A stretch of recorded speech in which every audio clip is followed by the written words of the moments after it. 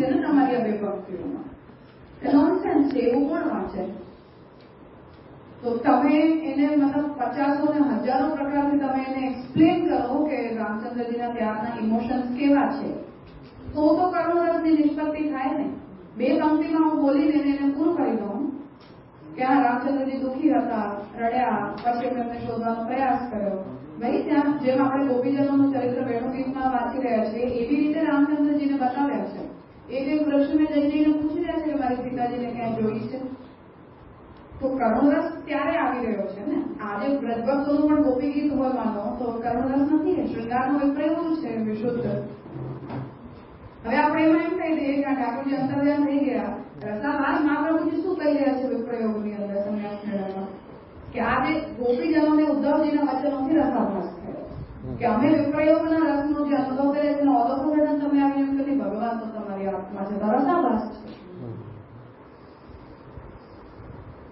તો કાવ્ય તો આ જ છે કે જેમાં તમે એની નિષ્પત્તિને ઇન ડેપ્થ એક્સપ્લેન કરો છો. તો જો તમે ભક્તિને આવી રીતે ઇન ડેપ્થ એક્સપ્લેન કરવા લાગી જશો તો એ તમારા સિદ્ધાંતમાં વધારે પ્રોબ્લેમ થશે, અમને તો નહીં નથી. એવું પૂરું કરશે. અને જે રાસનો અભિનય જે વાત હતી તો ત્યાં પછી એને આમાં કઈ રીતે ફિટ કરશું કે ખાલી માત્ર અભિનય છે? અભિનય છે. આપણે એમાં અભ્યાસની નિષ્પત્તિ નથી માનતા, શુદ્ધ નથી માનતા. પાર્શિયાલિટી છે. થોડી વાર માટે આપણને એવો નશો આવી ગયો એવું તો એ લોકોને પોતાને પણ થાય છે આવેશ. એટલે સર્વાનું પણ આવેશ જ નો રસ. આ દર્શન છે સાયકલ કરાવે છે એમાં લેવાય કે આ ટોમ ના એવું જ છે, એ રસાવાળા ક્ષણિક છે. એટલે ભક્તિ સારી ક્ષણ માટે 5 મિનિટ આમ બહુ અબરખો આવી ગયો એકદમ. રાજલીલાની વાત કરું છું, એમને બી એટલો બધો રસ થયો પણ એ ટક્યો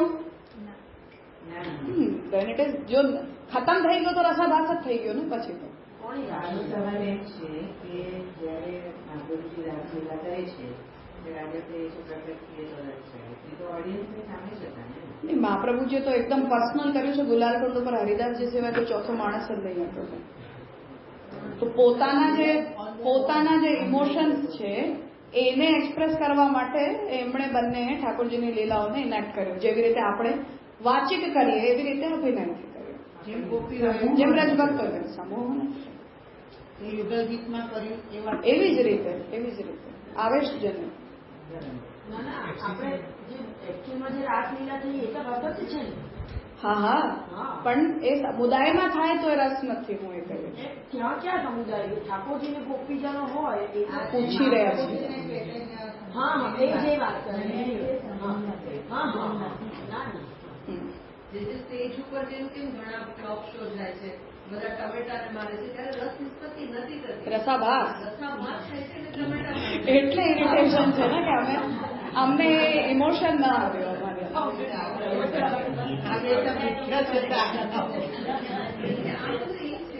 આ તો રસાભાસ છે ભાઈ.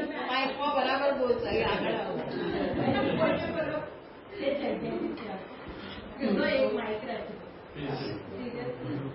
આ બધા કોલેજમાં જરૂરી છે એટલે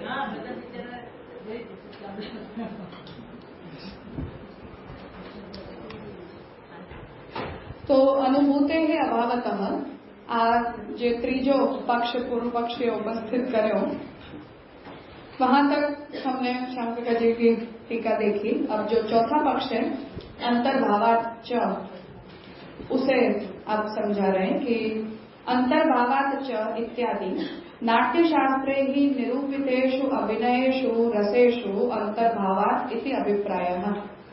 तो नाट्यशास्त्र में निरूपित अभिनय संबंधी जो रस हैं उनमें भक्ति रस का अंतर्भाव कर लेना चाहिए, ऐसा पूर्व पक्षी का प्रपोजल है.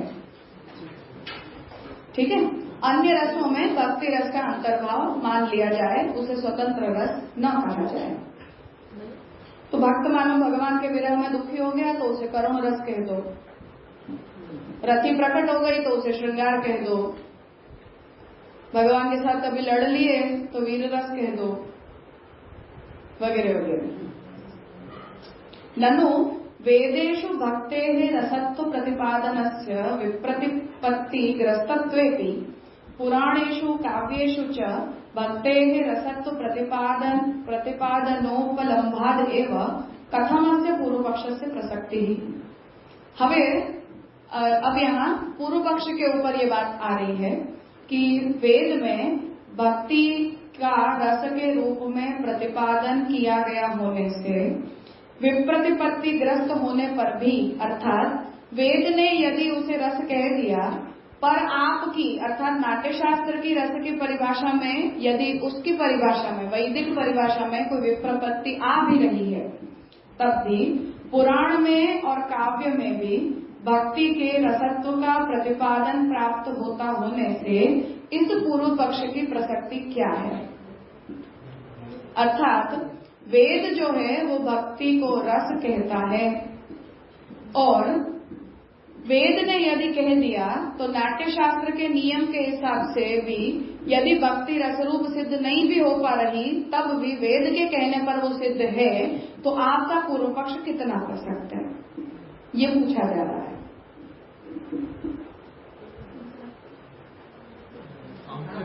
काउंटर कर रहे हैं हम, क्योंकि अब पूर्व पक्ष यदि आया तो हम तो पहले ये पूछेंगे कि तुम किस बेसिस पर पूर्व पक्ष उठा रहे हो, क्योंकि यदि ये शास्त्रीयवाद है तो पूर्व पक्ष भी शास्त्र से आना चाहिए, अर्थात शास्त्र के वचन से पूर्व पक्ष आना चाहिए।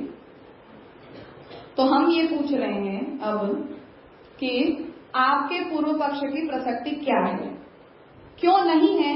उसके लिए हमने ये कहा कि वेद ने ही भक्ति को रस कहा है, और वेद के कह देने के बाद पुराण में और काव्यों में भी भक्ति रस के प्रतिपादन प्राप्त होते हैं। इसलिए विप्रपत्ति होने के बावजूद भी, मानो पुराण में भक्ति को रस कह दिया गया, वेद ने भक्ति को रस कह दिया, काव्येषु मतलब मानो रामायण महाभारत मानकर हम चल रहे, लौकिक काव्यों में न जाएं, तो उन्होंने भी मानो भक्ति को रस कह दिया, तो नाट्यशास्त्र में अगर विप्रपत्ति आ भी रही है तब भी क्या समस्या है। हमने तो वेद ने कह दिया तो हमने मान लिया कि भक्ति रस होती है। हम उन लोगों से पूछ रहे हैं, तो आपका जो पूर्व पक्ष है वो कैसे प्रसक्त है, कैसे स्टैंड करता है, क्योंकि उत्तर तो तब दिया जाएगा जब आपका पूर्व पक्ष जेन्युइन होगा।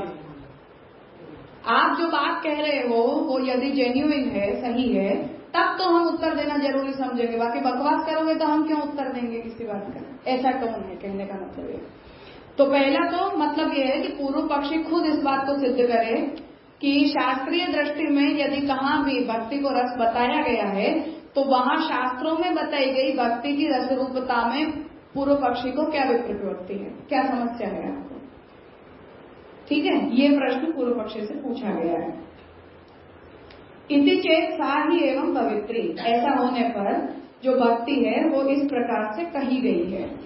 कैसे कही गई है। तैत्तरीये तावत् ब्रह्मवल्याम सच्चिदानंदस्य ब्रह्मणः शिरो दक्षिणोत्तर पक्षात्मानः प्रियत्व मोद प्रमोद आनंद रूपाः सर्वांतर भूताः इति निरूप्य। अभी हमने ब्रह्मसूत्र में आनंदमयाधिकरण में ये बात को पढ़ा था कि तैत्तरीय श्रुति की ब्रह्मवल्ली में जो सच्चिदानंद ब्रह्म है उनके शिर को और उनके उत्तर पक्ष और दक्षिण पक्ष को प्रियत्व बताते, उनकी आत्मा जो है, ब्रह्म की जो आत्मा है उसकी प्रियता बताते हुए उत्तर पक्ष को मोद और दक्षिण पक्ष को प्रमोद कहा गया है। और प्रियत्व को बताते हुए मोद प्रमोदात्मक बताते हुए उसकी आनंद रूपता वहां कही गई है।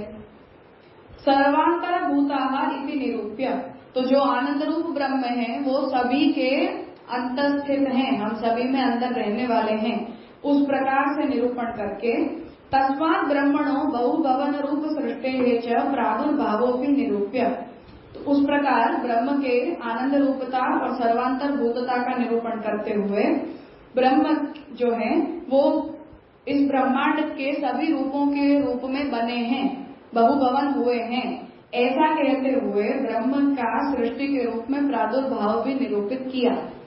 और फिर रसो वही सह इति तस्य रसरूपता भी प्रतिपादिता।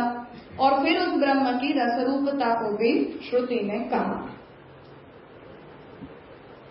सा इयं रसरूपता न भरतादि मुनि प्रतिपादिता इति वक्तुम युक्ता। अब जो रसो वही सह है वही भरत मुनि कह रहे हैं, ऐसा कहना ठीक नहीं है। अर्थात ऐसी ब्रह्म की रसरूपता का निरूपण भरत मुनि ने नाट्यशास्त्र में किया है, ऐसा आप कहोगे तो वो युक्त नहीं है। अत्र वाक्य विभाव अनुभाव संचारी भाव निष्पाद्यत्व अनिरूपणात्, क्योंकि जो वेद वचन में रसो वही सह कहा गया है वहां इस रस के विभाव अनुभाव संचारी भाव और अनुभावों को तो कहा नहीं गया है, उनके बिना ही रस कहा गया है। हम काउंटर ये कर रहे हैं कि वो रस को क्या कहते हैं। रस की परिभाषा भरत क्या देते हैं कि विभावादि भी अभिवज्यमान स्थायी भावो रस। विभाव अनुभाव संचारी भाव से विभाजित न होता हो, कटता न हो, ऐसा जो स्थायी भाव होता है वो रस कहा जाता है। ये भरत मुनि की परिभाषा है रस की। और श्रुति जहां ब्रह्म को रस वही सह कह रही है वहां श्रुति ने विभाव अनुभाव संचारी भावों को तो कहा नहीं है, और केवल ब्रह्म को, ब्रह्म की आनंद रूपता को ही श्रुति रस रूपता कह रही है। ऐसा निरूपण किया गया होने से रसगुम एवायम लब्ध्वा आनंदी भवति। फिर श्रुति ये कहती है कि जो ब्रह्म के इस रस को प्राप्त करता है वो आनंदी बनता है। को येव अन्यात् कह प्राण्यात् यद एष आकाशे आनंदो न स्यात् एष एव आनंदयति। ब्रह्म से अन्य कौन है, ब्रह्म से अलग क्या है? तो ये आकाश है, वही ब्रह्म है, वही आनंद है। इसलिए जो सब कुछ है वो सब कुछ आनंद है, क्योंकि ब्रह्म ही सब कुछ बनता है, ब्रह्म से व्यतिरिक्त कोई कुछ भी नहीं होता। तो श्रुति रस को इस तरह से समझा रही है। इति उत्तर वाक्य तस्यैव ब्रह्मणो निजात्मनि उपलब्धो आनंदोपलब्धि। अब पूर्व पक्षी ये बात को ला रहा है कि रसो वही सह, यहां तक ये बात ठीक थी। उसके बाद जब श्रुति ये कह रही है कि वो रस का आनंद ब्रह्म खुद लेता है, उस रस का आनंद हम नहीं ले सकते। हम जब ब्रह्म को प्राप्त करते हैं तभी हम ब्रह्म के आनंद को भी प्राप्त करते हैं। ठीक है, वो रस हम तक पूरा पूरा नहीं आता है। ठीक है, आनंद का तिरोधान हो जाता है, जो हम अपनी भाषा में ये कहते हैं कि आनंद गुण धर्म का तिरोधान होता है, और हम तक जो आता है वो सत और चित आता है। और आनंद की कुछ मात्रा भगवान इस ब्रह्मांड में रस के रूप में प्रकट करते हैं, जिसे हम लौकिक रस के रूप में समझते हैं, आनंद के रूप में, सुख के रूप में, संतोष के रूप में समझते हैं। इति उत्तर वाक्य तस्यैव ब्रह्मणो निजात्मनि उपलब्धो आनंदोपलब्धि। तो उत्तर वाक्य, पूर्व वाक्य था रसो वही सह, उत्तर वाक्य क्या कह रहा है कि वही ब्रह्म अपनी ही आत्मा में उपलब्ध आनंद को उपलब्ध करता है। अर्थात हमारी जो आत्मा है वो जब ब्रह्म को प्राप्त करती है तभी वो ब्रह्म के आनंद को भी प्राप्त करती है। ब्रह्म को प्राप्त किए बिना हम उस आनंद को प्राप्त नहीं करते। तस्यास्तु अज्ञाताया अपि सर्व प्राणिनां जीवन हेतुत्वेपि ज्ञातायास्तु द्वैत हेतुक निखिल भीति निवर्तकत्वं ब्रह्मात्मैक्यानुसंधान रूपम परम फल रूपत्वम प्रतिपादितम्। अब ये जो आनंद है उस विषय में श्रुति ये कहती है कि तस्यास्तु अज्ञाताया अपि, ये जो आनंद है, ब्रह्म का आनंद क्या होता है ये अज्ञात है। हम नहीं जानते कि ब्रह्म का आनंद कैसा होता है, क्योंकि हमारे पास तो आनंद है ही नहीं। ठीक है, तो ब्रह्म के अंदर रहा हुआ जो आनंद है वो हमारे लिए अज्ञात है। हम ब्रह्म के उस आनंद को नहीं जानते, पर अज्ञात होते हुए भी सर्व प्राणिनां जीवन हेतुत्वेपि, पर हम सब पैदा कहां से हुए हैं? उसी आनंद से, क्योंकि आनंद का ही तो विस्तार ब्रह्मांड के रूप में भगवान करते हैं। भगवान की जो आनंद रूपता है, उसकी जो अपरिमितता है, उस अपरिमितता का ही विस्तार ब्रह्मांड के रूप में भगवान करते हैं। तो हम यद्यपि उस आनंद को नहीं जानते, पर हम सभी प्राणियों के जीवन का हेतु तो वो आनंद ही होता है। हम बने वहीं से, हम आए वहीं से। ज्ञातायास्तु, जब तुम जान लोगे तो क्या होगा? जो आनंद है जिसे अब तक हम नहीं जान रहे थे, उस आनंद को जब हम जान लेंगे तो क्या होगा? द्वैत हेतुक निखिल भीति निवर्तकत्वम। भीति भय द्वैत से होता है, अद्वैत के ज्ञान से अभय होता है। श्रुति ने जो बात कही है कि हम जब एक जानते हैं अपने आप को तब हम अभय का अनुभव करते हैं, जब हम अपने आप को दो जानते हैं तो हमें भय हो जाता है। तो द्वैत हेतु को निखिल भीति निवर्तकत्वम, तो जब हम उस ब्रह्म के आनंद को जान लेते हैं तो द्वैत का हेतुभूत, द्वैत के कारण जो भय उत्पन्न हो रहा था वो निवर्तित हो जाता है, वो मिट जाता है। और ब्रह्मात्मैक्यानुसंधान रूपम, तो जब द्वैत का भय खत्म हो जाता है, अद्वैत हो जाते हैं, तब ब्रह्म की आत्मा के साथ ऐक्य अनुसंधान रूप परम फल की प्राप्ति होती है, ऐसा प्रतिपादित श्रुति ने किया है। तो ब्रह्मात्मैक्यानुसंधान रूपम परम फल रूपत्वम अपि प्रतिपादितम, तो श्रुति ये कहती है कि ब्रह्म के साथ हमारी आत्मा का जो ऐक्य है वो परम फल है, जो अद्वैत ज्ञान के द्वारा द्वैत के हेतुभूत भीति के निवर्तन द्वारा प्राप्त होता है। ठीक है, इतना तो स्पष्ट होना चाहिए। इसमें तो हमने बहुत माथा मारा है। हाँ, तो कहा यह जा रहा है कि रसो वैसह ब्रह्म रस रूप होता है। फिर ये कहा कि ब्रह्म के रस को हम सब नहीं जानते हैं, पर हम उसी में से पैदा हुए हैं, इसलिए जब हम उसे जान लेते हैं तो द्वैत के हेतुभूत जो भय हमें हो रहा था वो निवृत्त हो जाता है। जब अद्वैत बुद्धि हो जाती है तो ब्रह्म के साथ हमारा ऐक्य हो जाता है, और ब्रह्म के साथ हमारी आत्मा के ऐक्य को ही परम फल के रूप में कहा गया है। स्पष्ट है इतना? राजा, तो इसका मतलब ये हुआ कि भरत मुनि ने जब ये वैसे ब्रह्मा जी से शिव जी से भरत जी के पास आया तो तैतरीय उपनिषद तो तब भी थे, तो भरत मुनि ने वो नहीं उसका ज्ञान लिया होगा या शिव जी ने ले लिया, तो बात तो यहाँ आ रही है ना? नहीं आ रही है। रसो वैसा जो प्रभु का स्वरूप है तो वो स्वरूप का ज्ञान तो उनको नहीं था क्या ये बात? नहीं, पर ब्रह्म अपनी रस की मात्रा को रिलीज करते हैं और वो रस की मात्रा लौकिक रसों के रूप में प्रकट होती है, जिसकी एनालिसिस वो कर रहे हैं। तो अपरिमित मात्रा की एनालिसिस उनका टॉपिक ही नहीं है, तो वो वहां तक नहीं जा रहे हैं। पर उद्गम स्थान बता रहे हैं तो कार्य कारण संबंध तो उन्हें पता ही है कि ये कहाँ से आ रहा है, तो हम ऐसा नहीं कह सकते कि अज्ञान है उस विषय में। क्योंकि महादेव जी यदि रसरूप है तो महादेव जी ब्रह्म है, तभी तो रसरूप है ना। जब शिव को रसरूप बताया जा रहा है, जैसे रसगंगाधर में अभिनव गुप्त भी यही बात बोल रहे हैं कि सर्वरसात्मक शिव होते हैं, शिव ही सर्वरसात्मक होते हैं, और शक्ति के रूप में उनके रस की निष्पत्ति होती है, जो स्फोट के द्वारा जगत के रूप में पैदा होता है। बिल्कुल हमारा सिद्धांत है। तो जब वो शिव को रसरूप बता रहे हैं तो रसो वैसा ही तो कह रहे हैं ना। तो नहीं पता ऐसा हम नहीं कह सकते, पर मात्रात्मक रस है, उसकी एनालिसिस उनका सब्जेक्ट है, पर कार्य कारण संबंध बता रहे हैं तो मेटाफिजिकली वो स्पष्ट है कि यही प्रक्रिया है।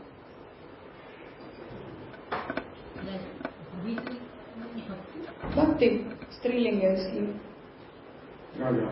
ये जो रसो उसका डेफिनेशन लेकर आगे चले हैं, और उसका रस कभी उत्पन्न होता है जब एक तत्व होता है, या पहले हमने देखा कि जो बाकी के रस हैं, जो भी 8 रस है, उसको अभिव्यक्त किया जा सकता है स्टेज पे नाट्य द्वारा। ये रसो के अंतर्गत जो डेफिनेशन आ रहा है उसकी अभिव्यक्ति कैसे होगी? ये तो तभी होगा जब उसके ब्रह्म के साथ एक तत्व हो जाएगा, द्वैत का उसका ज्ञान नहीं रहेगा। तो ये जब नाट्य शास्त्र में हम कहते हैं कि जो 8 रस की 9 रस है, उसको तो वो नाटक करके दिखा सकते हैं, लेकिन ये इसके अंदर जो डेफिनेशन आया उसको कैसे करेंगे, वो कैसे उसको ट्रीट करेंगे? तो इसीलिए तो वो उसे मात्रात्मक रस ही कहते हैं ना। अपरिमित रस है ये, ऐसा तो वो कहते ही नहीं है। और वही आक्षेप वो हमारे ऊपर लगा रहे हैं कि इसलिए आप उसे अपरिमित रस तो तब कह सकते हो जब आप फल पालोगे, ब्रह्मात्मैक्य आपका हो जाएगा। तो यहाँ बैठे बिठाया भक्ति रस का अनुभव कर रहे हो, ऐसा आपने कैसे कह दिया? जो मात्रात्मक का आक्षेप उनके ऊपर जाएगा, वही हमारे ऊपर जाएगा कि हम भी मात्रात्मक ही कर रहे हैं। तो मान लोगे तो प्रॉब्लम नहीं है, पूर्ण रस कहोगे तो समस्या है। फिर मैंने सुना था ऐसा कि ये जो रासलीला होती है उसमें बहुत साल पहले की बात है, ख्याल नहीं हो रहा, तो जो ठाकुर जी का कैरेक्टर जिससे किया था उस सदैव वो निर्धारण।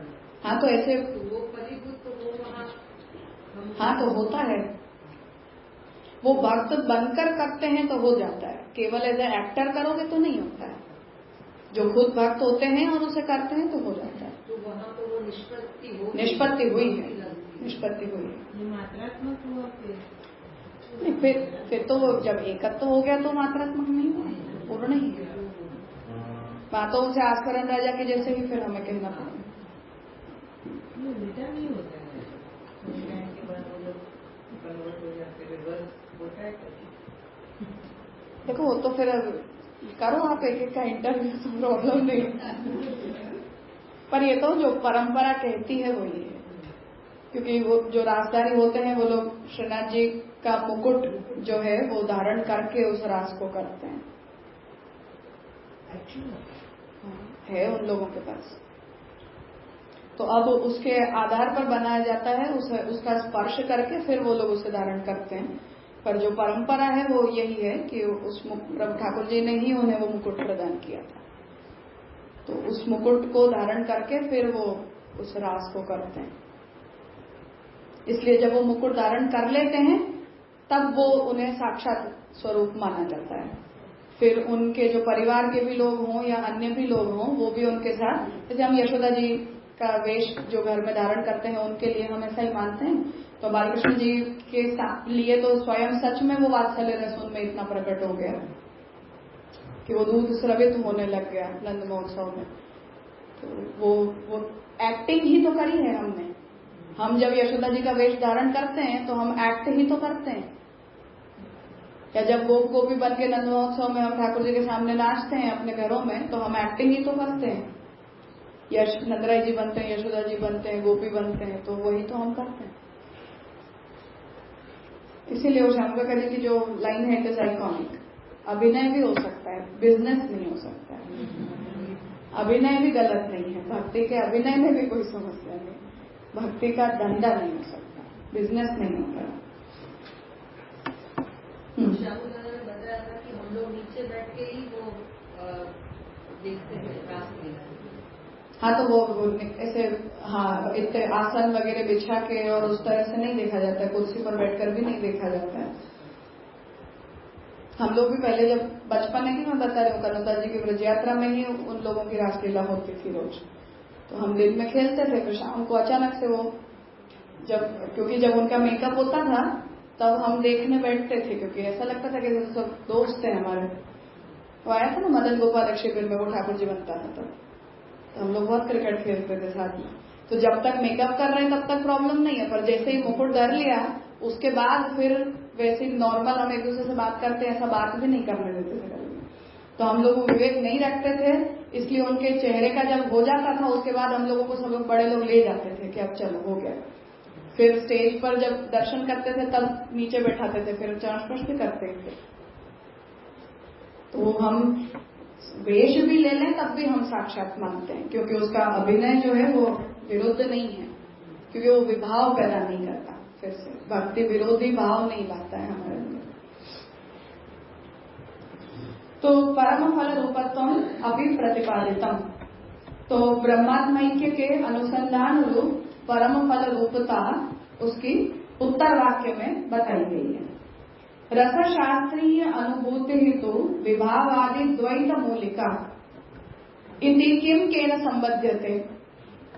अब रस के कंसेप्ट के ऊपर ये बात ला रहे हैं कि उपनिषद जिसे रस कह रहा है वो अद्वैत में रस कह रहा है, और रसशास्त्र में जो रस की अनुभूति बताई जाती है, जो विभाव अनुभाव वगैरह के द्वारा होती है, वो द्वैत मूलिका होती है।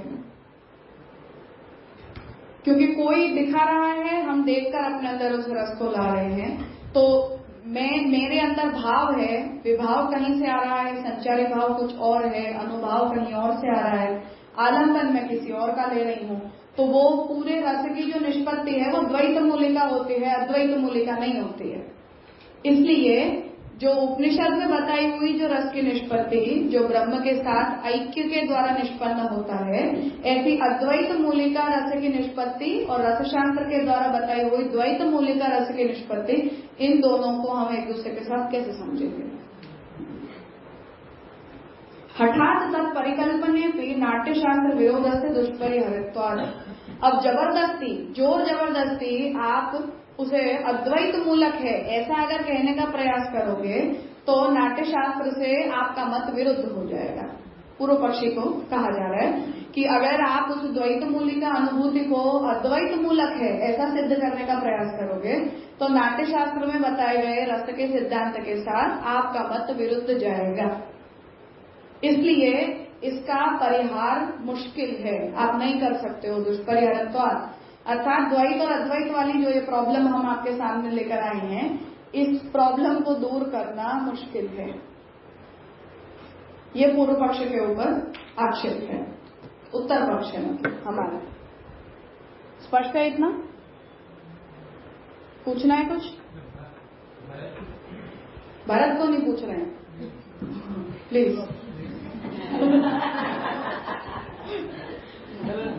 जो पक्ष बता रहे वहाँ पर द्वैत आ रहा है, हाँ, उपनिषद अद्वैत में रस निष्पत्ति बता। पूर्व पक्षी हमारे मत पर ऐसा बोल रहे हैं कि यदि आप भक्ति को रस बोल रहे हो और उपनिषद में बता रहा है। नहीं, हम पूर्व पक्षी को बोल रहे हैं कि क्या बोल रहे हैं कि उपनिषद में भक्ति को रस बताया है इसलिए भक्ति रस रूपा है। नहीं, उपनिषद में रस को अद्वैत मूलिका बताया है। हम बोल रहे हैं। हाँ, उत्तर पक्ष बोल रहा है कि हम क्या कह रहे हैं कि उस रस को तो हम जानते ही नहीं है, अज्ञात है वो रस। जब तक हमारे अंदर द्वैत भाव है तब तक वो रस अज्ञात है। जब अद्वैत भाव हमारे अंदर आता है, द्वैत का भाव खत्म होता है और ब्रह्म के साथ हमारी आत्मा का ऐक्य होता है, तभी ब्रह्म के रस का हमें अनुभव होता है। तो एकत्व मूलक है रसानुभूति। द्वैत में रस अज्ञात रहता है, ये उपनिषद कह रहे हैं। और रसशास्त्री ये कहते हैं कि विभाव, अनुभाव, संचारी भाव, आलम्बन विभाव वगैरह के द्वारा रस की निष्पत्ति होती है। तो आपका सिद्धांत द्वैत मूलक है रस का, रस की निष्पत्ति का, और उपनिषद का रस निष्पत्ति का सिद्धांत अद्वैत मूलक है। इसलिए आप इन दोनों को रिजॉल्व कैसे करोगे, ये पूछा जा रहा है। इसलिए आपका पूर्व पक्ष ही नहीं स्टैंड करता, ये हम कहना चाह रहे हैं। जो भरत मुनि ने जो रस की डेफिनेशन दी है, तो इससे ये उपनिषद की डेफिनेशन अलग हो गई ना? अलग हुई, इसीलिए तो ये प्रॉब्लम आई है। उनका तो बेस है, पूरे बेस को मना कर रहे हैं। अरे मैं फिर से बोल रही हूँ भाई, इतना सीधा आक्षेप मत करो, ये सब भी मुखरता दोष के टाइप्स होते हैं। बी केयरफुल, हम किन से बात कर रहे हैं। कहने का मतलब ये है कि हम ये कहना चाह रहे हैं कि रसशास्त्र ने द्वैत मूलिका पूरे रस की एनालिसिस की है। उपनिषद जिसे परम फल कह रहा है, मूल रस जिसे कह रहा है, अपरिमित रस जिसे कह रहा है, वो अद्वैत मूलक होता है। मात्रात्मक रस की एनालिसिस रसशास्त्र कर रहा है तो वो तो द्वैत मूलक ही होता है ना, उसमें समस्या क्या है? भरत मुनि ने जो ये डेफिनेशन ली होगी तो किसी शास्त्र के द्वारा ही ली होगी। खुद प्रणेता है, शास्त्र प्रणेता है वो, उन्हें कहीं से लेने की आवश्यकता ही नहीं। इन दोनों के बीच में जो भेद आ रहा है उसका फिर रेजोल्यूशन आगे आएगा।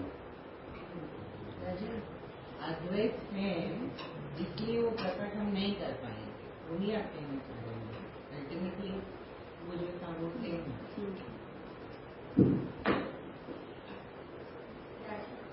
यहाँ पर जो बात निकली वो अंतर्भावात की। इसमें ये द्वैत और ये अंतर्भावात तो खत्म हो गया कब का ही। नहीं, वो तो अंतर्भावात के लिए नहीं, उसके बाद है। अंतर्भावात को तो शब्द को केवल एक्सप्लेन किया था कि पूर्व पक्षी जो कहना चाह रहा है वो इतना है। किसी भी पूर्व पक्ष के मत को अभी तक एक्सप्लेन किया ही नहीं गया है। हम अब उन पर ये आक्षेप कर रहे हैं कि पहले तो आप ये बोलो कि आपका पूर्व पक्ष आ कहां से रहा है। तो अगर आपका पूर्व पक्ष स्टैंड ही नहीं करता है तो हम क्यों आपको जवाब देंगे? उस मूड में ये आर्ग्यूमेंट चल रही है। इसलिए हम भरत से प्रायर जा रहे हैं कि वेद रस के बारे में क्या कहता है, तो हम वहां से लाए कि वेद रस को इस तरह से परिभाषित करता है, और वहां रस की परिभाषा ये कहती है कि ब्रह्म के साथ एकात्मता प्राप्त करने पर ही रस निष्पन्न होता है, क्योंकि जब तक हम ब्रह्म के साथ ऐक्य प्राप्त नहीं करते तब तक ब्रह्म का रस अज्ञात होता है, क्योंकि ब्रह्मांड में ब्रह्म का आनंद प्रकट होता ही नहीं है, तिरोहित आनंद प्रकट होते हैं हम सब। तो आप जानते हैं क्या वो रस क्या होता है? हम नहीं जानते हैं। तो हम जब अद्वैतानुभूति करते हैं तो ब्रह्म में हम उस रस का अनुभव कर सकते हैं, इसलिए द्वैत अवस्था में रसानुभूति नहीं होती। ये आर्गुमेंट यद्यपि हम दे रहे हैं पर ये उल्टी अपने ऊपर पड़ेगी कि हम द्वैत भाव में रसानुभूति फिर एक्सेप्ट करेंगे कि नहीं करेंगे, क्योंकि हम शुरू से ये आर्ग्यूमेंट लेकर चले कि हम साधन अवस्था को भी भक्ति रस कहते हैं, तो उल्टी अपने ऊपर पड़ेगी। पर एज ऑफ नाउ पूर्व पक्षी को ये पूछा जा रहा है कि अद्वैत में रसानुभूति होती है और द्वैत में रस तिरोहित होता है, और आप रसशास्त्र की जो एनालिसिस करते हो वो द्वैत मूलिका होती है। इसलिए अब आप बताओ कि उपनिषद में बताए हुए रस के साथ आपकी बताई हुई रस की परिभाषा जो है उसका लक्षण परीक्षण क्या? हम बाद में अपना लक्षण देंगे, पहले आप अपना लक्षण दो, ये कहा जा रहा है। उन लोगों ने इस तरह से रस को प्रतिपादित किया है कि आलम्बन, विभाव, अनुभाव इत्यादि से जो निष्पन्न भाव है उसको वो लोग रस कहते हैं, और उसके ऊपर हम ऐसे बता रहे हैं कि उससे भी उत्तम रस जो भक्ति से निकल रहा है, उत्तम कनिष्ठ नहीं, हम ये कह रहे हैं कि ये रस होता ही नहीं है, ये रस होता है। द्वैत मूलक होता है तो उसे तो उपनिषद ये कह रहे हैं कि वो अज्ञात होता है, हम जानते ही नहीं है कि रस क्या होता है। निष्पत्ति और प्राप्ति में कुछ भेद है। हाँ, तो मैं वो समझती हूँ ये निष्पत्ति कहते हैं ये लोग, हमको तो प्राप्त करना है, ये ऐसी बात नहीं है ना। तो निष्पत्ति प्राप्ति, क्योंकि प्राप्ति का मतलब ये होगा कि तुम सर्वथा उसका अभाव है तुम्हारे अंदर, फिर हमारा ही तिरोभाव वाला सिद्धांत कट जाएगा। मैं प्राप्त तो वो करती हूँ जो मुझ में सर्वथा नहीं होता। हम ये कहते हैं कि हम तो पैदा ही आनंद से होते हैं, तो निरानंद कैसे हो सकते हैं? हम निरानंद नहीं है, आनंद हमारे अंदर छुपा हुआ है जिसे हम जगाते हैं केवल। तो रस प्राप्ति वाली बात नहीं है, हम भी रस निष्पत्ति ही कहेंगे, जो दबा हुआ है उसे निकालना है केवल। हाँ, ये बात अनुभव अभाव से नहीं आ रही है, वो खत्म हो गया। अद्वैत मूलिका है उसमें से ये विभाव वो सब विसर्जन है, वो सब नहीं रहेंगे। किसमें? ये जो अद्वैत मूलक है उपनिषद ने बोले नहीं है नहीं है, इस पर हम नहीं जा रहे हैं अभी तक। हैं, आगे आएगा वो सब कुछ, इसलिए अभी एक डिसीजन पे आ जाएंगे तो गड़बड़ हो जाएगी। आएगा, पर उपनिषद ने अद्वैत मूलक बोला है और हम उसे द्वैत मूलक बोल रहे हैं।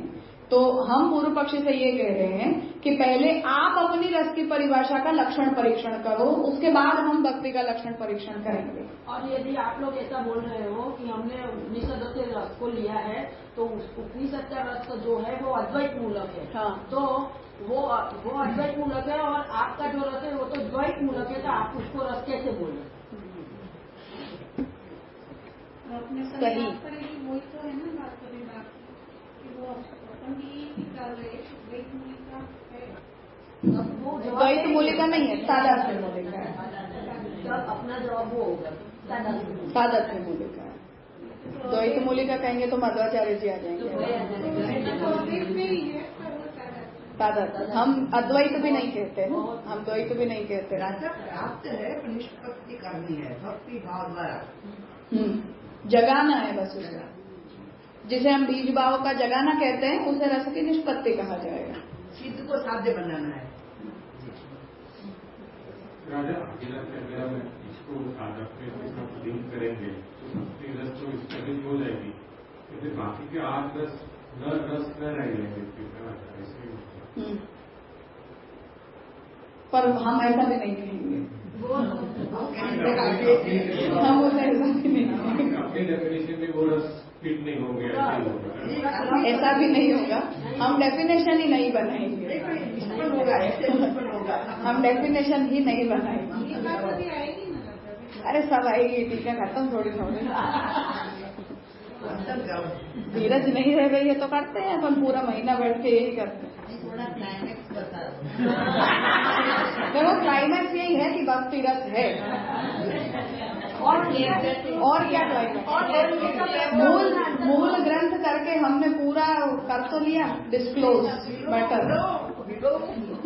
पूरी मैटर को हमने खोल तो दिया, मूल ग्रंथ पढ़ लिया है हमने, उसके अंत में वही तो होना है, अंत में यही तो होना है, भक्ति रस होता है, यही तो होना है। ये तो एकांतिक है ना,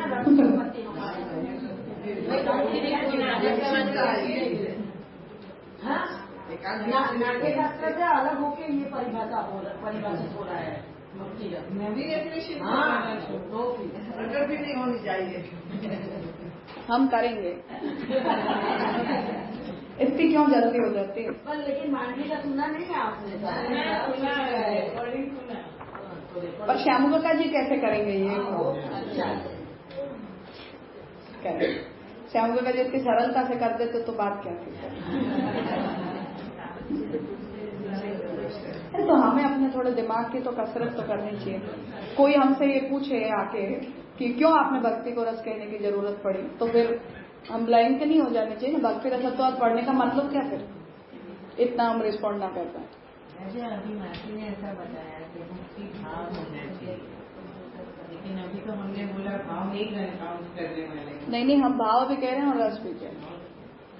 पूर्व पक्षी ये कह रहा है कि आप केवल भाव मान लो, रस मत मानो। हम जब रस करेंगे तो स्नेह भाव करेंगे। भाव को स्नेह कहेंगे, भक्ति भाव रॉन्ग हो गया। हाँ, रॉन्ग हो जाएगा। तो हम तो इतना प्रयोग करते हैं भक्ति भाव। हाँ, तो इट्स ओके, नॉट गलत। हम क्योंकि भाव की ही रस निष्पत्ति होती है। रस अल्टीमेटली भाव से ही निष्पन्न होगा, बिना भाव के तो रस की निष्पत्ति होगी नहीं। तो स्नेह भक्ति रस के रूप में निष्पन्न, स्नेह का भाव भक्ति रस के रूप में निष्पन्न होगा, ये आइडियल स्टेटमेंट है। लिबरल सोच रहे हैं। हाँ, मतलब बहुत कॉन्टेक्चुअल अगर हम डिस्कशन करें, हम ये पूछ लें कि आप भाव किसे कहोगे, देन वी शुड आंसर कि हम स्नेह को भाव कहेंगे। बट इतनी क्लैरिटी की जब तक नहीं जरूरत, तब अगर हमने जो रस है उसे भाव कह दिया तो it is not a big problem, चल जाएगा। जैसे हमने रति को कह दिया तो कोई समस्या वाली बात नहीं है उसमें। ऐसे एक स्टेटमेंट मैंने लिखा है, राइट है कि रॉन्ग बोलो, जो द्वैत मूलक रस है वो मात्रात्मक होगा, और उसको प्रकट करना पॉसिबल है, बट हमारे मार्ग में वो सिद्धांत है, ये राइट सोचा नहीं। जो मात्रात्मक है उसे हम प्रकट करते ही हैं। जैसे हम अभी तो भक्ति भक्ति भक्ति तो कर रहे हैं दिन भर, जब तक हम तो हम मात्रात्मक तो एक्सप्रेस करते हैं ना उसे। हाँ, करते हैं, बट जस्ट बिकॉज प्रकट किए तो रस जाए, हम नहीं करना है। वो इसलिए क्योंकि उस पूर्णता को आप नहीं प्रकट कर, कुछ इंटीमेट चीजें होती हैं, कुछ ऐसी होती हैं जो हम बता सकते हैं। थोड़ा बहुत प्रकट करेंगे। हाँ, तो मात्रात्मक हम प्रकट करते हैं, मात्रात्मक करते हैं।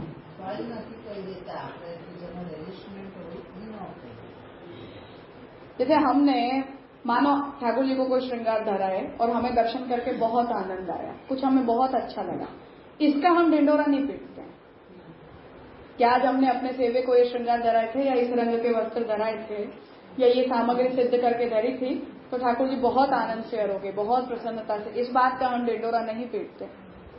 ये हमारे और हमारे सेवे के बीच की बात है कि मुझे जो अच्छा लगा तो हम भगवान को कॉम्प्लीमेंट करेंगे कि आज आप बहुत अच्छे लग रहे हो। तो आपने रस को प्रकट नहीं किया। अब रस कब प्रकट करने वाले? वॉट यू आर रेलिशिंग, जैसे आप अपने घर में जब दर्शन कर रहे हो उस समय आप उसे रेलिश कर रहे हो, क्या ठाकुर जी कितने अच्छे लग रहे हैं। लेकिन वो किसके सामने आपने? तो हम प्रभु को ही करते हैं, ठाकुर जी को ही करते हैं। नाट्यशास्त्र जैसे ऑडियंस की मांग करता है, वैसे हम ऑडियंस के सामने नहीं कर पाने वाले। इसीलिए पूर्व पक्षी ये कह रहा है कि प्रॉब्लम ये है हमारी और पूर्व पक्षी की कि मात्रात्मक रस, this is not the concept पूर्व पक्षी है। रस वही होता है जो अविच्छिन्न होता है, उसमें 90-20 कुछ भी नहीं होता है। ये पूर्व पक्षी स्टैंड ले रहा है, हमारा द्वैत का कॉन्सेप्ट, इसलिए हमारे साथ उसकी बहस हो रही है। हम ये कहें कि नहीं, हम थोड़ा रस प्रकट करेंगे, पूरा नहीं करेंगे, ये कंसेप्ट ही नाट्यशास्त्र के पास नहीं है। थोड़ा थोड़ा कुछ नहीं होता है, थोड़ा ही रसाभास उनके लिए। पूर्ण करेंगे तो हमारे कंसेप्ट में गड़बड़ आएगी, क्योंकि हम उसे निष्पन्न मानते ही नहीं है फिर। क्योंकि आपने अज्ञात है इसलिए निष्पन्न कि प्रकट नहीं कर सकते इसलिए। दोनों बात है, आपके अंदर उस भाव की कितनी गहराई है, इवन यू डोंट नो, हम खुद भी नहीं जानते, जान सकते नहीं है, तो उसकी निष्पत्ति पॉसिबल नहीं है। रस वो होता है, आपको पता होना चाहिए, रस वो होता है जो कंसिस्टेंट हो।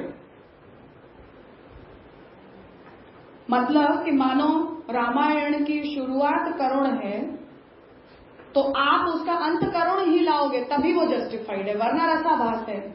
हैप्पी एंडिंग इज रसाभास उस केस में, क्योंकि क्रौंची के विच्छेद से आपने उस बात को शुरू किया, तो आपको खत्म भी वही करना है कि रामचंद्र जी सीता जी अलग ही हुए। अगर आप अंत में ये बताते हो कि नहीं दोनों मिल गए, तो रसाभास है वो, क्योंकि वो करुणता खत्म हो गई, फिर मूड स्पॉइलर है। क्योंकि हम शुरू करुण रस से हुए थे, उस मूड को लेकर शुरू हुए थे, तो वो रसाभास हो जाता है। तो रस कंसिस्टेंट होता है, एक बात है। हम ये कह रहे हैं कि हमें अभी थोड़ा रस मिल रहा है, पूरा रस हमें फल मिलेगा तब जाकर मिलेगा, पर अब भी हम जिसे कहते हैं उसे हम रस ही कहते हैं। इसे नहीं पूर्व पक्षी एक्सेप्ट कर सकता, क्योंकि कंसिस्टेंसी कहाँ है उसमें। थोड़ा बहुत होता ही नहीं है, होता है तो पूरा ही होता है, नहीं तो कुछ भी नहीं होता है। वो अद्वैत और द्वैत वाली बात है जिसमें तादात्म्य की कोई स्पेस नहीं है, पर हम वो बीच वाले बन के आते हैं, इसीलिए सबके साथ हमारा झगड़ा होता है। अद्वैत वाले के साथ भी होता है, द्वैत वाले के साथ भी होता है। ठीक है, तो रस में मात्रा जैसा कुछ भी नहीं होता। जब अद्वैत हो जाएंगे ना तब अपना रस। हाँ, तो पूर्व पक्षी इसलिए ये कह रहा है कि फल में रस होता है। सो भक्ति को अगर आप फल कहते हो तो नहीं है प्रॉब्लम, पर साधन को भी आप फल बोलोगे, फिर उसे भी आप रस कहोगे, तो वो बीच वाले में प्रॉब्लम आ जाएगी सारी। अल्टीमेटली हम जिसे रिलिश कर रहे हैं वैकुंठ में जाकर, उसे रस मानने में पूर्व पक्षी को भी कोई प्रॉब्लम नहीं। और फिर वो नाट्यशास्त्र के दायरे से बाहर की बात है, क्योंकि उससे तो हम डिस्कस ही नहीं करते, तो हम क्यों उस भक्ति रस की बात करेंगे। ये भरत का जवाब है कि हम उस बारे में क्यों बात करेंगे कि जो वैकुंठ में हो रहा है, स्वर्ग में हो रहा है, उससे हमें क्या मतलब है। नहीं, पूर्णता तो उठे ही जाए ना आवे ना। अपना हमारे लिए वो रसाभास इसलिए है क्योंकि हम रस लेने लायक ही नहीं बच जाते हैं, ऐसा हमें लगता है हमारे सिद्धांत के हिसाब से। आत्मा जब ब्रह्म में एक हो जाती है तो जीवात्मा रस का अनुभव करने लायक ही बचती नहीं है। बोल रही हूं मैं कि हम तादात्म्यवाद की फेवर में इसलिए जाते हैं क्योंकि भगवान के साथ हमारा जब पूर्ण अद्वैत हो जाता है तो जीवात्मा क्या बोलेगी कि मुझे रसानुभूति हुई। फिर तो ब्रह्म ही है जो पहले से रसानुभूति कर ही रहा था, तो उसमें मुझे क्या, हमें क्या मिला। फिर हमें तादात्म्य चाहिए, हमें द्वैत नहीं चाहिए, इसीलिए हमें तादात्म्य चाहिए। पर भरत का जवाब ये है, मैं ये कह रही हूं, पूर्व पक्षी उस पक्ष से इस बात को बोल रहा है कि जब अद्वैत ही फल होता है, वो वैकुंठ में जाकर मिलता है या कैलाश में जाकर मिलता है, तो हम उसकी बात यहां क्यों करें। हमारा दायरा नहीं है वो, इसलिए वो रस नहीं है। जो अक्षर में जो किसको सायुज्य की इच्छा होती है, उसकी क्या एक्सपेक्टेशन है रस के? कुछ भी नहीं है उसको रस में इंटरेस्ट है, लेकिन उसे मिलेगा ही नहीं। उसको पता तो है ना कि मेरे को कोई रस नहीं मिलने वाला। हाँ, तो फिर भी वो लाइन में जाता है। हाँ, क्योंकि उसे लगता है कि यहाँ भी कुछ रस नहीं है। आप ये अगर मानते हो कि ब्रह्मांड में भी रसानुभूति का कोई स्कोप है, तब तो आपको कोई होप बचती है कि हाँ, हम यहाँ कुछ रसानुभूति कर लेंगे। पर जब आप ये मानकर चल रहे हो कि ब्रह्मांड में तो रस जैसा कुछ होता ही नहीं है, तो यहाँ से तो अच्छे वही हैं हम, ऐसा वो अप्रोच होता है। हम ये कह रहे हैं कि नहीं, हमें वो रसानुभूति यहीं होगी, हमारे घर में होगी, इसी शरीर के साथ होगी, तो वी आर होपफुल कि हम यहीं उसका अनुभव करेंगे। हमें वैकुंठ की जरूरत ही नहीं है, हमें यहाँ मिल रहा है तो हम वहां तक क्यों जाएंगे। तो उनका कॉन्सेप्ट में वो अपना कॉन्सेप्ट ऐसे कैसे सोच सकते, इतना फ्लॉड कैसे हो सकता? Because everyone is not aesthetical. सबको एस्थेटिक्स की परवाह ही नहीं होती है। बहुत मुश्किल लगता है। मुझे लगता है क्योंकि इवन मुझे भी एस्थेटिक्स की बहुत परवाह होती है। मतलब ऐसा नहीं चलता है मुझे। मतलब जैसे होती है उससे होती, नहीं होती है तो कुछ भी नहीं होती। जैसा भी है ऐसा चलेगा तो ठीक है, अनएस्थेटिकल भी चलेगा। द्वैत और तादात्म्य को कैसे समझे? क्योंकि भक्ति में भी कुछ प्रकार की द्वैत की अपेक्षा है, कभी तो हम रिलीज कर पाएंगे। हमें द्वैत की नहीं अपेक्षा, द्वैत सहिष्णु अद्वैत। तो हम जब कहते हैं कि तादात्म्य, अभी इसी शरीर से हमको यानी रस की अनुभूति करनी है, तो एक प्रकार का कुछ अलग तो है, मैं अनुभूति से अलग तो हूँ, वही हम तादात्म्य के साथ हम समझने की कोशिश करते हैं। तो ये द्वैत और तादात्म्य कैसे समझे, डिफरेंस कैसे है? क्योंकि कोई प्रकार का भेद तो है, पर भेद में अभेद भी है। भेद जब अभेद रहित होता है तो वो द्वैत होता है। पर मैं अंश हूँ भगवान का, यहाँ अभेद बन रहा है, और सेवक हूँ, यहाँ भेद बन रहा है। तो अंशात्मक अंडरस्टैंडिंग तो हमारे अंदर है ना, तो अभेद की समझ है हमारे अंदर कि हम उन्हीं में से आए हैं। उसी अभेद की समझ को हम तादात्म्य कहते हैं। उसी से ही हम तादात्म्य कहते हैं। तादात्म्य में स्पेस रहेगा। द्वैत और अद्वैत दोनों की जगह बनेगी।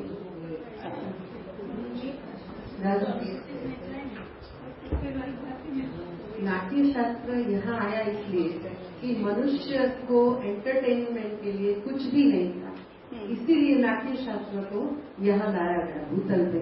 मेन बात ये है। और आप जो बोल रहे हो ना, तो झगड़ा वो कुछ भी नहीं है। मनुष्यों के लिए एंटरटेनमेंट का कोई भी साधन नहीं था। फिर वहाँ एक ड्रामा हुआ, और वो ड्रामा जिसे बता ही दिया होगा, तो उसमें असुरों की हार हुई और देवता सब जीत गए, और उनकी जीत की वजह से इन लोगों को बुरा लगा।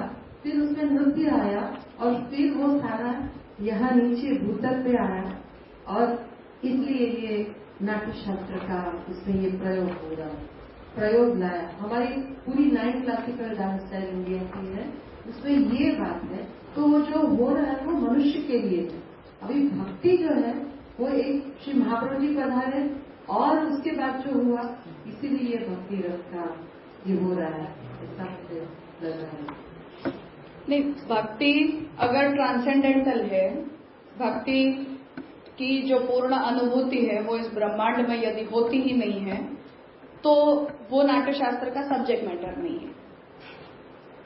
पूर्व पक्षी इस बात को लेकर चल रहा है। हम अगर ये अद्वैत वाली बात करते हैं तो हम ये कहते हैं कि जब ब्रह्म के साथ हमारा ऐक्य हो जाता है तभी हमें पूर्ण रसानुभूति होती है।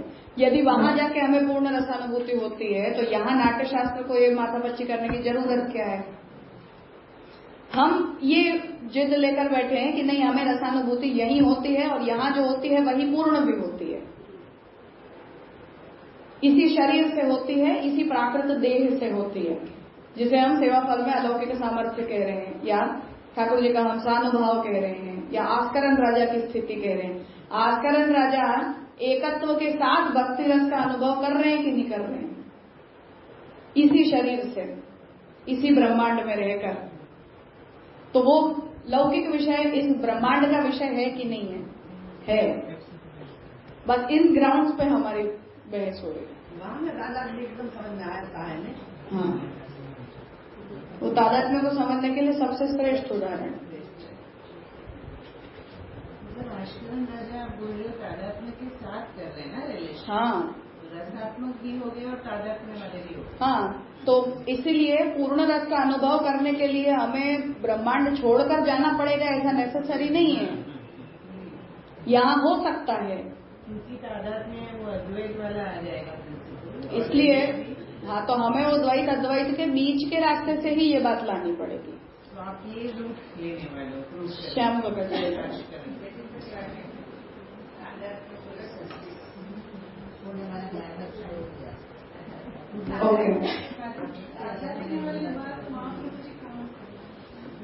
वेद से। हाँ, महाप्रभु जी ने निबंध में उसके सारे वचन तो दिए, तो सब तादात्म्य मूलक ही हैं। नहीं पड़ता है, और हमारे अलावा भी बहुतों ने तादात्म्य स्वीकार है, तो हम पहले हैं ऐसा भी कुछ नहीं।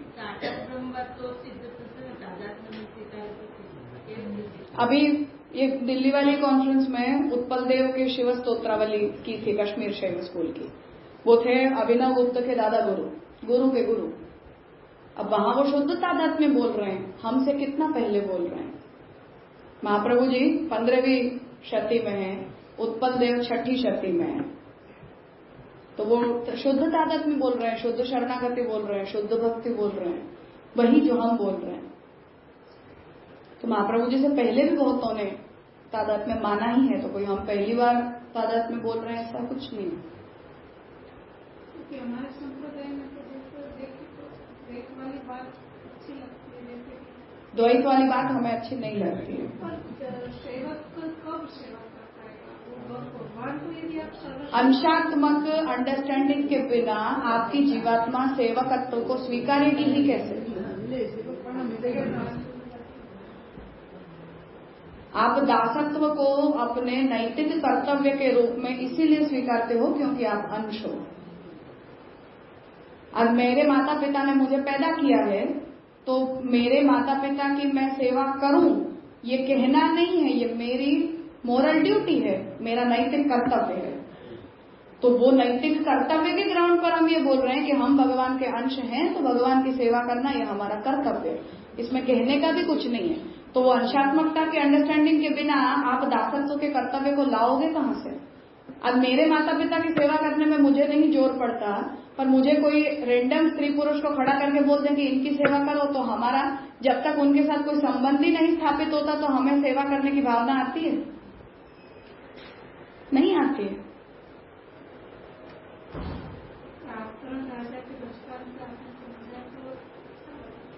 एक स्वाभाविक संबंध तो चाहिए ना हमें, जिस संबंध के आधार पर हम किसी को कोई कर्तव्य बताएं। संबंध ही नहीं है तब तक वो कर्तव्य कैसे समझ में आए?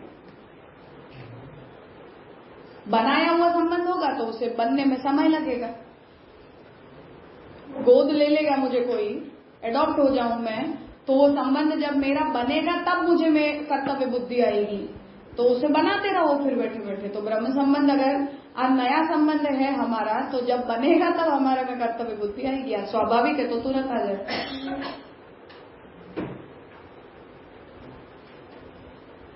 इसीलिए तो महाप्रभु जी कहते हैं कि कृष्ण के साथ संबंध हम बनाते हैं, ब्रह्म के साथ हमारा संबंध होता है, बनाया नहीं जाता है, वो स्वाभाविक होता है। पर कृष्ण के साथ हमें संबंध बनाना पड़ता है, वो बनते बनते बनता है।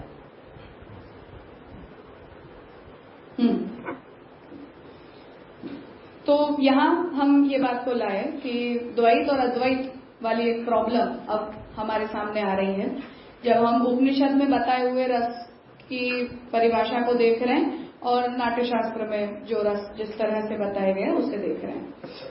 तस्मात् अन्यो ही अर्थो रस पद से उपनिषदि, इसलिए उपनिषद में रस शब्द का कोई अन्य ही अर्थ हो ऐसा लगता है। अन्यश्च नाट्यशास्त्र इति न उभयोः साधारण्यम कल्पनीयम, और नाट्यशास्त्र में जो रस शब्द है उसका कुछ और मतलब है, इसलिए उन दोनों के बीच में कोई कॉमन फैक्टर की परिकल्पना करने की जरूरत ही नहीं है। विचार है, सिद्धांत नहीं है, कंक्लूड नहीं कर लिया है हमने। अभी देखकर हमें ऐसा लगता है कि दोनों परिभाषाएं क्योंकि एक दूसरे से अलग अलग जा रही हैं, इसलिए हमें नाट्यशास्त्र को अलग कर देना चाहिए और उपनिषद की रस की परिभाषा को अलग कर देना चाहिए, तो ये प्रॉब्लम सॉल्व हो जाएगी। तस्मात् भक्ति किल रसात्मकस्य ब्रह्मणः आराध्यत्व प्रकारकम त्रिक्षणावस्थायी ज्ञानम व भवतु। अब ये दूसरा प्रपोजल है परिभाषा को लेकर कि अब आराध्यत्व प्रकारक ज्ञान, इस परिभाषा में हमें प्रॉब्लम थी। अब उसमें इतनी उपनिषद की जो रस की परिभाषा है उसे समझने के बाद आप उस परिभाषा में थोड़ा सा एडिशन करो। क्या एडिशन करोगे कि भक्ति क्या होती है? रसात्मक ब्रह्म का आराध्यत्व प्रकारक त्रिक्षणावस्थायी ज्ञान।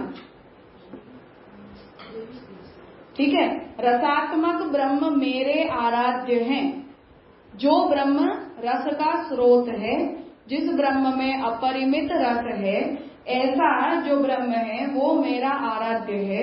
इस प्रकार का 3 क्षणों तक रहने वाला जो ज्ञान, उसे भक्ति कहो।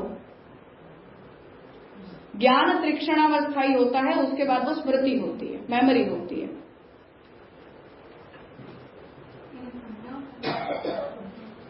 मतलब कि आज अभी मुझे किसी ने कहा कि जीवात्मा ब्रह्म का अंश होती है, ये आपने सुना, आपकी कर्णेंद्रिय ने उसे आपकी बुद्धि तक पहुंचाया, बुद्धि ने ये निश्चय किया कि हाँ मैंने ये ज्ञान प्राप्त किया कि जीवात्मा ब्रह्म का अंश होती है, फुल स्टॉप। अब ये वाक्य आपकी स्मृति है, ये आपका ज्ञान नहीं है, आपकी मेमोरी है। 3 क्षणों तक रहता है, ये न्याय का सिद्धांत है, हमारा नहीं। स्मृति में रहा तो सही ना, फर्क है चीजों में। हाँ, बहुत फर्क है। ज्ञान को ज्ञान कहना और स्मृति कहना, इसमें बहुत फर्क है। स्मृति चली गई तो हम ज्ञान को स्थिर मानते हैं, इसीलिए मानना पड़ता है, क्योंकि नहीं तो प्रॉब्लम होती है, स्मृति मानने में समस्या होती है। प्रस्थान रत्नाकर में पुरुषोत्तम जी ने बहुत झगड़ा किया इस पॉइंट, बुद्ध के साथ भी और न्याय के साथ भी, क्योंकि बुद्ध भी ज्ञान का नाश मानते हैं और सर्वथा नाश नहीं मान के ये लोग उसका ट्रांजिशन स्मृति में मानते हैं। और पुरुषोत्तम जी उस कल्प में नहीं जाते हैं, तो प्रस्थान रत्नाकर में उस पूरा एक चैप्टर है केवल इसी बात के लिए। नहीं जाते हो समझ में है तो क्यों नहीं जाते, इसीलिए ये शिक्षण ज्ञान है, 3 क्षणों का ज्ञान की भक्ति भी जो उतनी 3 क्षणों तक ही होगी, स्थायी नहीं मानी जाएगी। ज्ञानात्मक होगी तो स्थायी नहीं मानी जाएगी, फिर वो रस नहीं मानी जाएगी। हाँ बराबर, यही बात पे जा रहे हैं। तो अब ब्रह्म रसरूप होता है उपनिषद के इस कंसेप्ट से, आराध्यत्व प्रकारक ज्ञान भक्ति होता है। इस डेफिनेशन में हमने 2 शब्दों को और जोड़ दिया कि हम रसात्मक ब्रह्म के विषय में आराध्यत्व प्रकारक जो त्रिक्षणावस्थायी ज्ञान होता है उसे हम भक्ति कहते हैं। ये है सपोज है। हमने उपनिषद से ये समझा कि रस का स्रोत ब्रह्म होता है। अब हम सिद्ध क्या करना चाह रहे हैं कि भक्ति रस होता है, इसलिए अब भक्ति की हम ये परिभाषा बनाएं कि रसात्मक ब्रह्म को जब हम अपने आराध्य के रूप में जानते हैं, 3 क्षणावस्थायी ज्ञान में जब हम रसात्मक ब्रह्म का आराध्यत्वेन ज्ञान अपनी बुद्धि में रजिस्टर करते हैं, उस ज्ञान को हम भक्ति कहते हैं। धारो के उस तरह से ये चला है। सपोज ऐसा हो तो चलेगा, नहीं चलेगा, अब इस पर डिस्कशन करो। नहीं चलेगा। हाँ, और क्यों नहीं चलेगा? स्मृति में आ गई नहीं, त्रिक्षणावस्थाई है तो वो स्मृति में नहीं आई, वो ज्ञान में रहा। 3 क्षण तक तो ज्ञान में रहेगा। फिर क्या? हाँ, फिर वो स्थायी नहीं रही, स्थायी नहीं रही इसलिए वो रस नहीं रही।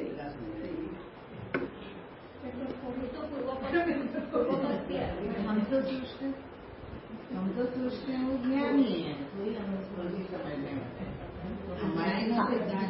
वही तो मैं कह रही हूँ। तब फिर आप पहले त्रिक्षणावस्थायित्व ज्ञान का जो है उसका खंडन करो, फिर बोलना। हम करने वाले हैं। भक्ति तो स्नेह है, भक्ति ज्ञान है ही नहीं। हम इस ग्राउंड पे जा रहे हैं, भक्ति ज्ञान होती ही नहीं। तो फिर उसकी त्रिक्षणावस्थाई हो या स्मृति हो या सर्वावस्थाई हो, उससे हमें मतलब ही नहीं। એટલે રાજા આપણો કન્સેપ્ટ કરે ને वही मैं वो बोल रही हूँ, आप पीछे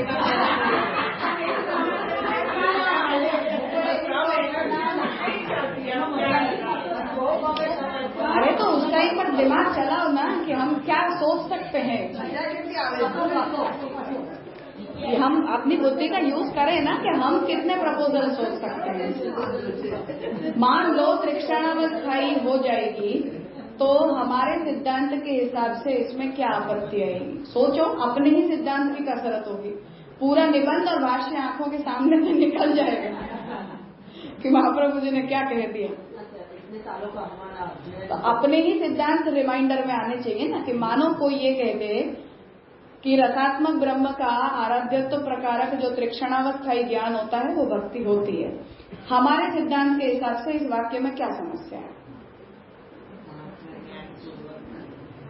नहीं, आप अपनी डेफिनेशन मत दो, इसमें प्रॉब्लम बताओ। वो डेफिनेशन में मैच नहीं होता। हम मान के बैठे हैं कि वो डेफिनेशन है, हमारे पास मानो अभी तक भक्ति की कोई परिभाषा है ही नहीं, और हमें ये परिभाषा दे दी गई, तो अपने सिद्धांत के हिसाब से इसमें क्या समस्या बनेगी?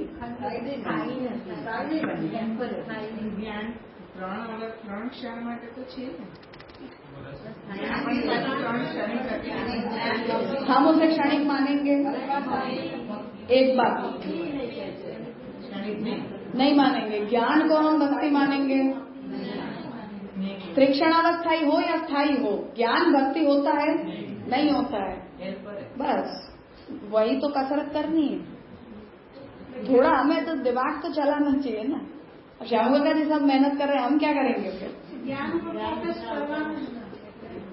हम पहले आपको उस परिभाषा में दोष बताना पड़ेगा, फिर आप उस दूसरी परिभाषा दे सकते हो। बिना दोष बताए अपनी परिभाषा नहीं दे सकते हो। समस्या बताओ कि इसमें क्या प्रॉब्लम है।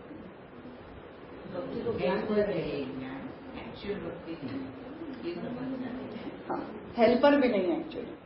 तो तृक्षणावस्थाई है तो हेल्पर भी नहीं है, स्थायी है तो हेल्पर है फिर।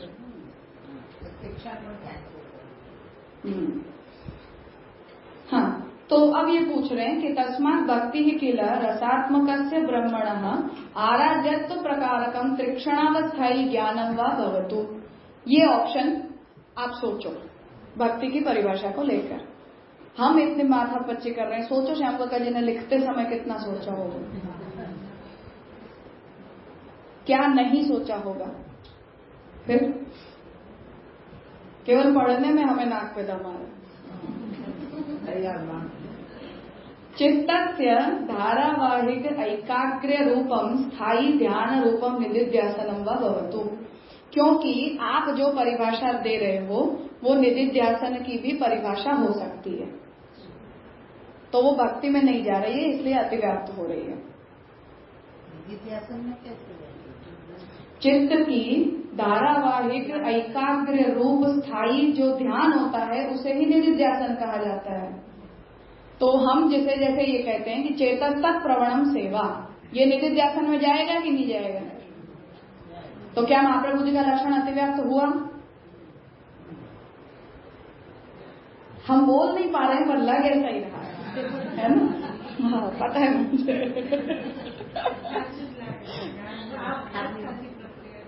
तो चित्त की धारावाहिक ऐकाग्र्य रूप स्थायी जो ध्यान होता है उसे ही निधिध्यासन कहा जाता है। तो अगर इस प्रकार के ज्ञान को, ज्ञान है वो श्रवण हो गया, वो तृक्षणावस्थाई हुआ, फिर वो स्मृति में रहा। स्मृति का आप क्या करते हो? श्रवण के बाद मनन करते हो। तो जो स्मृति में होता है उसका आप मनन करते हो। मननीय पदार्थ का ध्यान होता है। तो ये बात पूरी गई श्रवण मनन और निधिध्यासन की प्रक्रिया पर, कि ज्ञान मिल गया श्रवण के समय, श्रवण से ज्ञान मिला, उस ज्ञान को आपकी बुद्धि ने रजिस्टर किया कि हाँ हम इसे ऐसा कहते हैं। फिर वो आपकी स्मृति में रहा, जिसका आप मनन करते हो, चिंतन करते हो। जो चिंतनीय है उसी का आप ध्यान करते हो, जो फिर अंत में फलित होता है। ठीक है, तो इसे ज्ञान कहने का मतलब है, तृक्षणावस्थाई कहे तो समस्या नहीं है, वो चला गया स्मृति में, स्मृति बनी आपके मनन का विषय। जो आपके मनन का विषय बनेगा वो आपके निधिध्यासन का विषय बनेगा। तो ये जो परिभाषा हम मान रहे हैं, रसात्मक ब्रह्म का आराध्यत्व प्रकारक तीक्षणावस्थाई ज्ञान निदिध्यासन भी उपासन माना जाता है। उपनिषद उसे भी उपासन कहता है, क्योंकि आप जब ध्यान करते हो तो आप ध्याता हो, आपका ध्येय विषय है, और उपासन का मतलब होता है उसके करीब रहना। तो आप आपके ध्येय विषय के करीब ही रहते हो ध्यान की प्रक्रिया से, तो ध्यान भी उपासना का एक मीडियम है। उपनिषद को उसमें कोई समस्या नहीं, रस नहीं बना, चाहे जो बना, पर परिभाषा कहाँ गई? हमने भक्ति की ये परिभाषा मानो बनाई, सपोज धारो के, बस उसी तरह हम मानकर चल रहे हैं कि ये भक्ति की परिभाषा है। तो यदि ये भक्ति की परिभाषा है तो निदिध्यासन में इसकी अतिव्याप्ति हो रही है कि नहीं हो रही है? हो रही है। तो इसका मतलब कि इसमें दोष है, लक्षण परीक्षण में गलती जा रही है। पर देंगे तो निदिध्यासन भी तो चाहिए, तो चाहिए भी। अरे चाहिए जो चाहिए, पर निदिध्यासन ही भक्ति है बस। तो उसके बिना वहाँ पर पहुँचेंगे भी तो नहीं, बहुत है। भक्ति और निदिध्यासन एक हैं, तो कितना फर्क? तो वो फर्क हमें परिभाषा में दिखाना पड़ेगा कि निदिध्यासन से भक्ति में क्या फर्क है। तो वो शब्द आपको परिभाषा में लाना पड़ेगा, जिस शब्द से ये परिभाषा निदिध्यासन में न जाए, तब वो अतिव्याप्ति दोष दूर होगा।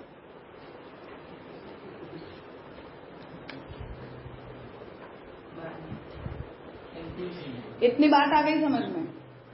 अव्याप्ति नहीं होनी चाहिए, अतिव्याप्ति नहीं होनी चाहिए, असंभव भी नहीं होना चाहिए, पूर्ण व्याप्त होना चाहिए।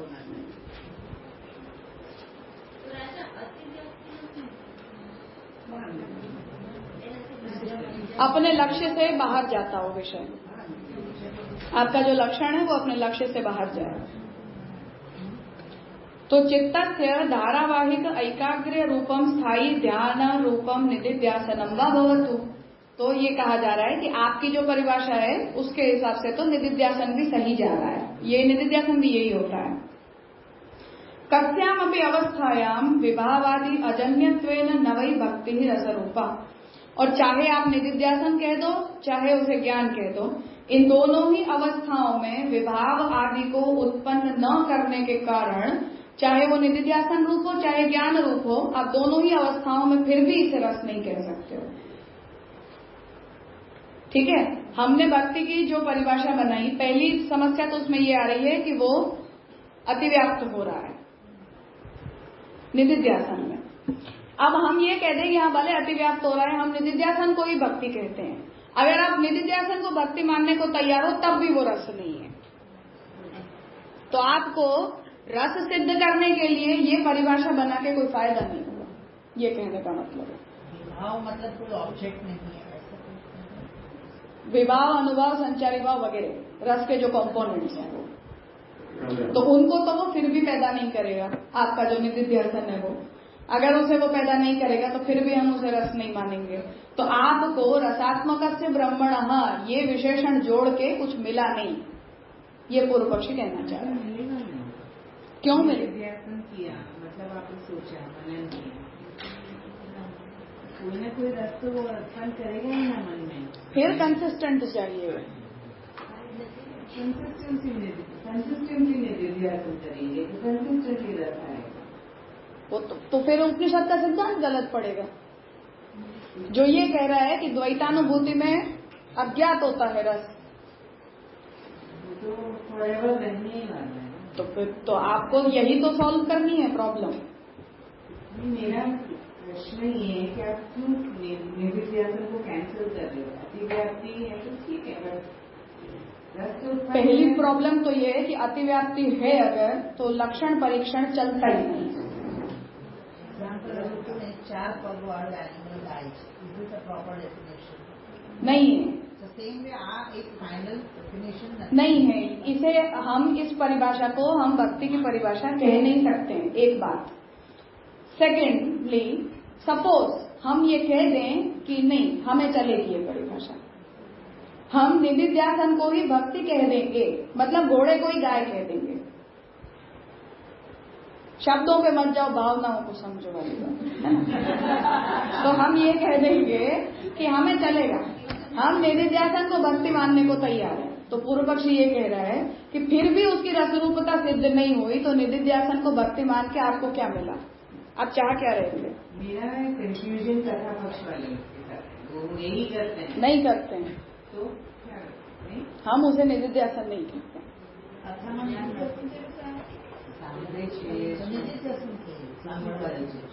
नहीं, वो श्रवण मनन स्मरण करता है, जरूर करता है, पर हम जो स्मरण मानते हैं वो भगवान की लीलाओं का स्मरण मानते हैं, जिसमें भावात्मक रूप से वो अपनी इंद्रियों का विनियोग सोचता रहता है। निरिंद्रिय भावन नहीं होता है। इसीलिए सूरदास जी ने सेवा नहीं की, पर उन्हें अपनी सभी इंद्रियों का भगवत विनियोग फील होता था।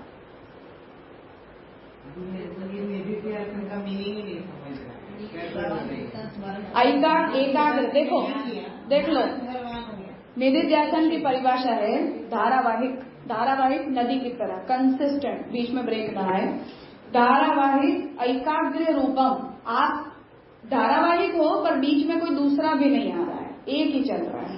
तो धारावाहिक एकाग्र रूपम स्थायी ध्यान, स्थायी जो आपका ध्यान है उसे निधिध्यासन कहा जाता है। ये निधिध्यासन की परिभाषा है जो ब्रह्म का किया जाता है ज्ञान परंपरा में, ज्ञान मार्ग में। ठीक है कि मेरी आत्मा ब्रह्मात्मक है, मैं ब्रह्म हूं। इसका हम कंसिस्टेंटली निधिध्यासन करते हैं, जिसके परिणाम स्वरूप हम जो सोचते हैं ऐसा हम करने लगते हैं। वो साइकोलॉजिकल प्रक्रिया उसमें काम करती है कि 24 घंटा अगर आप जो आप सोचते रहे तो वही आप करने भी लगते हो, अननोइंगली आपको करने लगते हो, हमें पता भी नहीं चलता है पर हम वो करने लग जाते हैं। जैसे हमें नींद में भी वही बातें याद आती हैं जो हमने दिन भर की होती है, तो हम उसे डेलिबरेटली नहीं सोच रहे हैं क्योंकि हमारा माइंड तो सो रहा है, ब्रेन सो रहा है तब, पर वो अनकॉन्शियस माइंड में क्योंकि वो रजिस्टर हो गया, क्योंकि हमने इतना सारा उसी एक्टिविटी को किया या बहुत ध्यान केंद्रित करके किया, बस उसी तरह निधिध्यासन हो जाता है, तो वो ब्रह्म का किया जाता है। हम भक्ति इक्वल्स टू निधिध्यासन ऐसा कहते हैं, क्यों नहीं कहते?